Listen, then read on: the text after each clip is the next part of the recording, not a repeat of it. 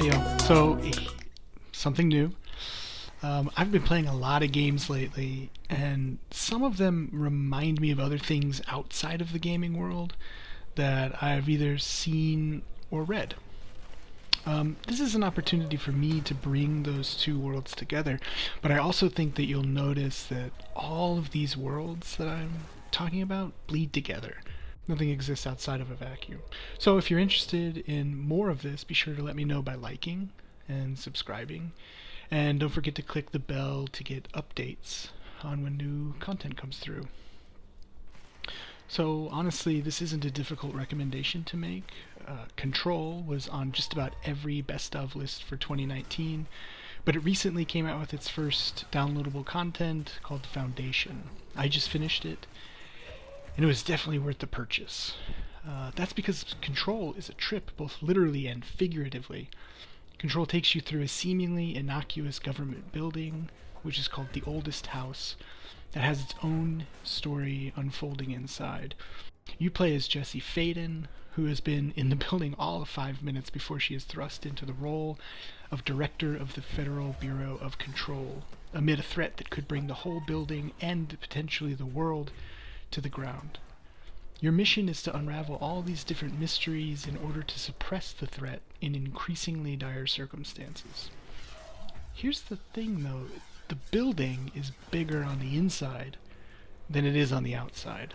So each new mystery brings you to a new, incomprehensible part of the building with new, incomprehensible baddies. Your enemy is an unknown entity, but maybe your long-lost brother is the enemy too, and maybe the organization you work for is the enemy, and maybe you're the enemy? But each new realization for Jessie plays out in mind-bending, often confusing ways, but this is a strength for the game. Here are some other great things about the game. One, it is fun. Throwing enemies around, breaking the environment to use in battle, flying, busting through third-story windows with your shoulder, easily modifiable, weapon modes. The number of powers you have is incredible, and the growth progression tree adds even more, and this keeps the game fresh throughout. You're able to use those powers in different and unique ways, and this is a common issue with many different powers, is controlling them, but in Control's case, see what I did there? The mechanics are smooth and easy, and this is definitely adds to the experience. It is also a game of discovery, in which you try and piece together as much information as possible as you move through this house. And as IGN said in its Game of the Year review, this is what we hoped Fallen Order would be. The second is Jessie Faden. Voiced by Courtney Hope, Faden is strong yet vulnerable enough to learn from her mistakes in the game. She's also powerful, like really, really powerful. And the progression system for this power follows a structure of discovery and control, which is in part where the game derives its title from. The game's structure too, though, is all about Jessie learning about herself and growing into this strength and this power, because we really don't know where it comes from until about halfway through the game. Some have said she's a great female protagonist, but the fact of the matter is she's a great protagonist. Next is the game is hard. There are sections of this game that walkthroughs really can't help with. There was one particular boss, Former, that I tried and failed at least 30 times, if not more.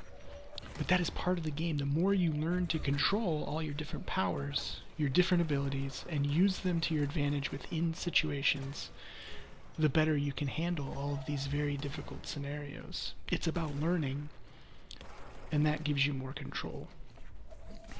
Also, this game does not wrap up neatly. The storyline continues after you have defeated the final stated objective of the game. So even though the credits roll after you defeat the final Hiss boss, twice because of the expansion and soon to be 3, there is still more to explore and do in the Oldest House. As a gamer and a storyteller, this is exciting to me. I want more game, and this game brings that. As an allegory too, though, this makes sense. Yes, the goal has been completed, but the larger struggle continues. In some ways, this makes it an allegory for the struggle of women in a patriarchal society.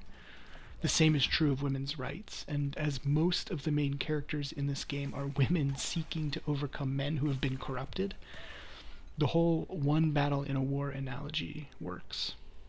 At the end of the Foundation, Jesse notes that the board, a faceless voice which has a distinctly male tone, is no longer reliable, if they ever were, and that they should be careful to not follow it blindly anymore.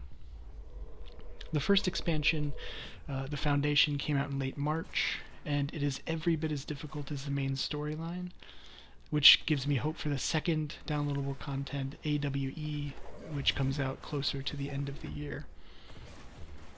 So, if you have loved Control or are interested in paranormal, sci-fi, fantasy-esque stories, here are a couple others that I think should pique your interest. The first is Fringe, which was a TV show on Fox, I believe, from 2008 to 2013. It stars Joshua Jackson, Anna Torv, and John Noble, and was created by J.J. Abrams.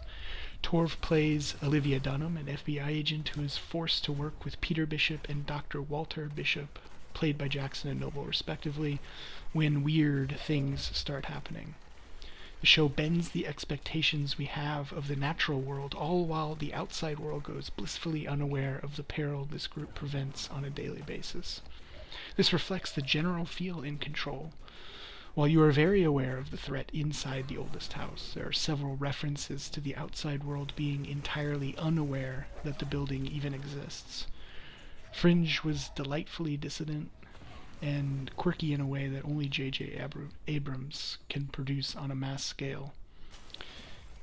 Secondly is House of Leaves, which is a novel by Mark Danielewski. This is a book unlike any other book. It kind of broke all the rules of narrative composition and rewrote them for its own purposes. This book is literally about a house that is bigger on the inside than it is on the outside, and the mental and physical toll that takes on those who live in the house, but also those who come across its path. It takes the traditional structure of a book and uses it to enhance the narrative.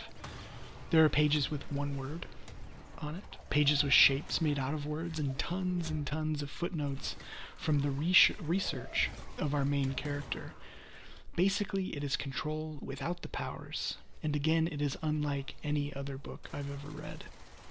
Next is Legion, which just went off the air.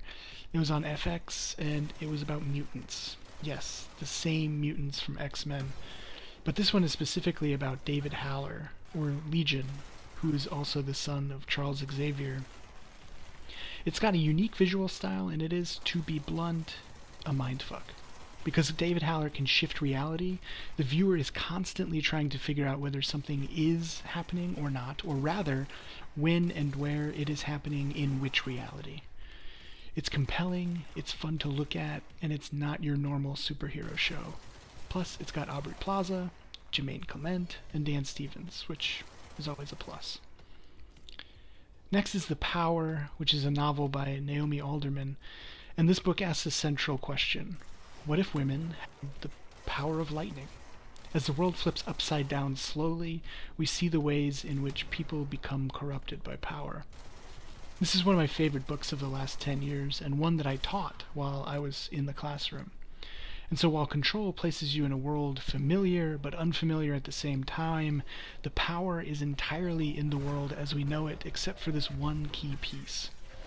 It is a critique of patriarchy, of corruption, of politics. This book also explores the after effects of war, and in being told from the viewpoint of the distant future, it reads like a history we should learn from. But ultimately, we don't. That's it. Again, if you liked, let me know in the comments, hit that like button, subscribe, turn the bell, and thanks for watching. I'll see you next time.